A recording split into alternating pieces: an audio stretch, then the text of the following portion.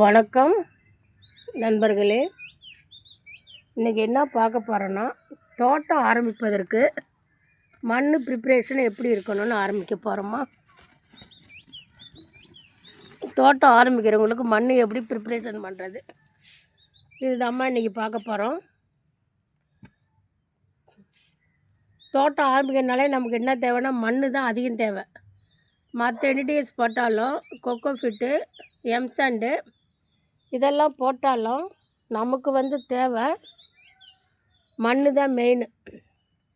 மண் நல்லா இருந்தால் 75% செடிகள் ஆரோக்கியமாக வளருவாங்க. சரிங்களா? நம்ம மண் களிப்பு மண்ணெல்லாம் வைக்கக்கூடாதுமா. நம்ம களிப்பு மண்ணே சேராதான் இருக்கும், சகதியாக தான் இருக்கும். நம்ம படிக்கும்போதே படிச்சிருப்போம், வண்டல் மண், களிப்பு மண், ஆற்று மணல்னு படிச்சிருப்போம். அந்த மாதிரி களிப்பு மண்ணில் நம்ம பயிர் வைக்க முடியாது, சேறு அதிகமாக இருக்கும். அதில் தான் அந்த சவுக்கெல்லாம் போட்டுருவாங்கன்னு நினைக்கிறேன். ஒரு வருஷத்து பயிரெல்லாம் அந்த களிப்பில் தான் தயாரிப்பாங்க. ஆமாம், பார்த்துருக்கேன் நான். அந்த சவுக்கு அறுவடை பண்ணால் அந்த மண்ணெல்லாம் பார்த்திங்கன்னா கட்டி முட்டியாக தான் இருக்கும். பஸ்ஸில் போகும்போது பார்த்தா கூட தெரியும். அதனால் தோட்டம் ஆரம்பிக்கிறவங்களுக்கு நம்பர் 1 மண் நல்லா இருக்கணும். தோட்ட மண் எடுக்கும்போதே அதில் மண்புழு இருந்ததுன்னா ஆரோக்கியமான மண். இல்லை மண்புழை விடுங்க, ஒரு சிறு பூச்சி நம்ம எடுக்கும்போது ஓடும். அந்த மாதிரி ஓடினாலும் அந்த மண்ணிலேருந்து போனாலும் ஆரோக்கியமான மண்ணுன்னு தான் நம்ம கருதணும். சரிங்களா? அப்போ தோட்டம் ஆரம்பிக்கிறதுல மண் தான் முக்கால்வாசி சத்து இருக்குது. ஃபஸ்ட்டு என்னென்ன மண்ணுன்னு பார்த்துங்க. இது தோட்ட மண். தோட்ட மண்ணிலே நம்ம செடியெலாம் எடுத்து வச்சு கொஞ்சம் எடுத்து வைக்கிறோமா, அந்த மண் இருக்குது தோட்ட மண். இது எம்சாண்டுமா. எம்சாண்டுனா கட்டடம் கட்டுறதுக்கு இப்போ மண் அடிக்கிறாங்கள்ல, அந்த மண். கீழே கார் வாங்கிட்டு தர போடும்போது 2 மூட்டை மண் மீந்துருச்சு. நல்ல பிள்ளையாக நான் அள்ளி வச்சேம்மா. அதுக்கு முன்னெல்லாம் அள்ளி வைக்க முடியாது, விட்டுருவேன் நான். இப்போ வீட்டில் இருக்கிறதுனால அள்ளி வச்சேன். இது எம்சாண்டு. இது செம்மண்ணுமா. அதாவது வீடு கட்டி தோட்டம் ஆரம்பிக்கிறவங்க என்ன பண்ணுவாங்க, 2 வண்டி 3 வண்டி தோட்டத்தில் செம்மண்ணே அடிச்சிடுவாங்க. செம்மண்ணில் செடி ஆரோக்கியமாக வளரும். சரிங்களா? செம்மண்ணே அடிப்பாங்க புதுசாக தோட்டம் வைக்கிறவங்க வீடு கட்டி. அதனால் இது செம்மண்ணுமா. இது நர்சரியில் தான் கொடுத்தாங்கம்மா. செம்மண் இப்போ என்கிட்ட இருக்கிறது ரேரு. இதான் எரு. இதுதான் எரு, மாட்டு சாணம் எரு. இது செத்தம்மா. இது நம்ம தோட்டத்து செத்தை. மேலே மெத்த கூட்டுறோம்ல, 10 நாளைக்கு 15 நாளைக்கு ஒரு முறை கூட்டினா அந்த மேல் சத்தையே ஒரு சாக்கில் அள்ளி வச்சுடுவேன். இப்போ இதில் ஒரு குரோ பேக்கில் நீங்கள் வைக்க போகிறீங்க. இது எவ்வளோ சின்ன குரோ பேக்கு. இதில் கூட நீங்கள் செடி வைக்கலாம். இது பாருங்கள், பெரிய வாளி. இந்த அளவுக்கு வாளியில் நீங்கள் என்ன வைக்கலாம்னா, செம்பருத்தி உடச்சி வைக்கிறீங்கக்குள்ளே வைக்கலாம். ஏன்னா 3 வருஷம் 4 வருஷம் நல்லா வரும் செம்பருத்தி. இல்லை ஒரு வெந்தயக்கீரை போடுறீங்கன்னா கூட, கீரை போடுறேன்னு குரோ பேக் தோருக்கு பாருங்கள், கொஞ்சம் கீழே அகலமாக இருக்குல்ல, அதான் கீரை போடுறதுக்குன்னு உள்ள குரோ பேக்கு. தோட்டம் குரோ பேக் விற்கிறவங்க தயாரிச்சது. நம்ம வீட்டில் என்ன இருக்கோ நம்ம போடலாம். செவுத்தோரம் இருக்குது பாருங்கள், அதான் கீரை போடணும் குரோ பேக்கு. இப்போ இது தொட்டிலம்மா. இதில் நம்ம செடி வைக்கிறோம். இதான் மண் ப்ரிப்ரேஷன். இதில் ஒன்று குறையுதுமா, கொக்கோஃபிட்டு மீஷோவில் ஆர்டர் போட்டால் 10 நாள் 12 நாள் ஆகும். நான் ஆர்டர் போட்டிருக்கேன். ஒரு 10 நாள் ஆயிடுச்சு. இன்னும் 2-3 நாளில் வந்துடுமா. கொக்கோஃபிட்டு வந்துடும். இது கரும்பு சக்கம்மா.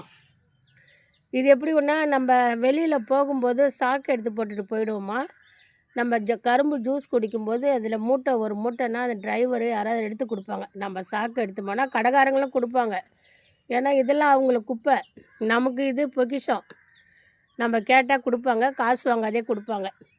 இதுதான் மெயினாக. இது இல்லாமல் கொக்கோபீட் சொல்லிட்டேன். இதுக்கப்புறம் தேங்காய் பஞ்சுமா. தேங்காய் பஞ்சு இருந்தால் யூஸ் பண்ணலாம். இந்த பாருங்கள், இப்படி தாம்மா செடி வைக்கணும். சாரிடா.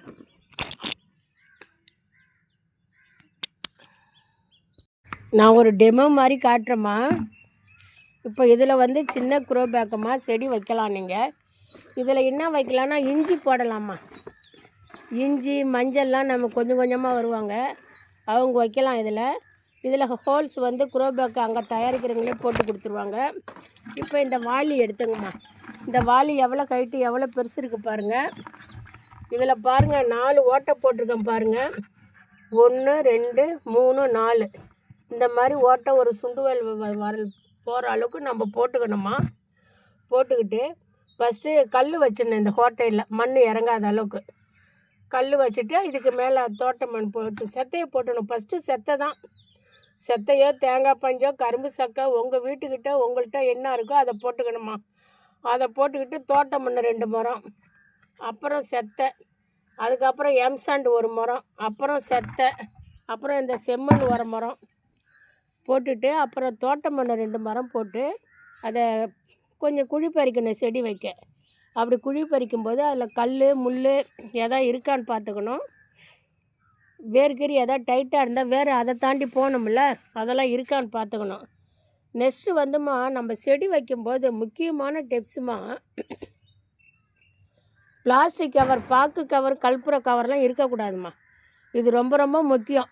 ஒரு சின்ன கவர் கூட இருக்கக்கூடாது, வேறு பாதிக்கும். சரிங்களா? அப்புறம் இந்த எரு போடணுமா. இந்த எருவை போட்டுட்டு நர்சரியிலேருந்து வாங்கிட்டு வர செடியை கீழே வேர் இருக்கிற பகுதியில் பாதி மண்ணை அப்புறப்படுத்திடணும். நர்சரி வேரில் மண்ணும் இருக்கணும். சுத்தமாக மண் எடுக்கக்கூடாது மாதிரி. இது முக்கியமான டிப்ஸு. நான் மண்ணை எடுக்க சொன்னேன்னு சுத்தமாக எடுத்துடாதீங்க, செடி வர்றது கஷ்டம். நர்சரி மண்ணும் இருக்கணும். நம்ம நேராக இந்த எருவில் வந்து அந்த செடி வேருங்க வந்து இதை வைக்கணும். வச்சு மேலே மண்ணை டைட் பண்ணிவிட்டு நீங்கள் தண்ணி ஊற்றி செடி வளர்க்க ஆரம்பிக்கலாம். தோட்டத்துக்கு மண் preparation is the best preparation. நம்ம கொடுக்கும்போது என்னென்ன கொடுக்குறோம் தெரியுமா? மண் கொடுக்குறோம், செத்தை கொடுக்குறோம், தோட்ட மண் கொடுக்குறோம், செத்தை கொடுக்குறோம், செம்மண் கொடுக்குறோம், செத்தை கொடுக்குறோம். செத்தையில் தழைச்சத்து அவ்வளோ சத்து இருக்குமா. இதில் தண்ணி பட அப்படியே மக்க ஆரம்பிச்சிருவாங்கம்மா. அவ்வளோ தழை சத்து இருக்குது. இந்த கரும்பு சகை கூட கீழே போடலாமா. இப்படி தான் நீங்கள் வந்து செடி வைக்கணும். மண் எடுக்கிற இடத்துல கொஞ்சம் ஈரப்பதம் இருக்கிற மாதிரி எடுத்திங்கன்னா இல்லை மண்புழு இருக்கும். ஒரு இடத்துல மண் எடுக்கிறீங்க, தோட்டத்துக்கு கொஞ்சம் மண் எடுக்கிறீங்க அப்படின்னா அதில் கொஞ்சம் ஈரப்பதம் இருக்கணும். ட்ரையாக இருக்கக்கூடாது. ட்ரையாக இருந்தால் அதில் மண்புழு பூச்சிகள் இருக்காது. கொஞ்சம் ஈரப்பதம் இருந்தால் நல்லா அருமையாக இருக்குமா. அதையும் பார்த்துங்க. சரிங்களா? அப்படிதான்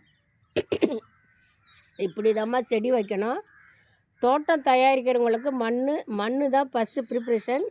நம்மக்கிட்ட இப்போ தற்சமயம் கொக்கோ ஃபிட் இல்லை. மீஷோவில் ஆர்டர் போட்டு 10 நாள் ஆகிடுச்சு. இன்னும் 2 நாளில் வந்துடுமா. கேஷ் ஆன் டெலிவரி தான். 2 கிலோ 172 ரூபா.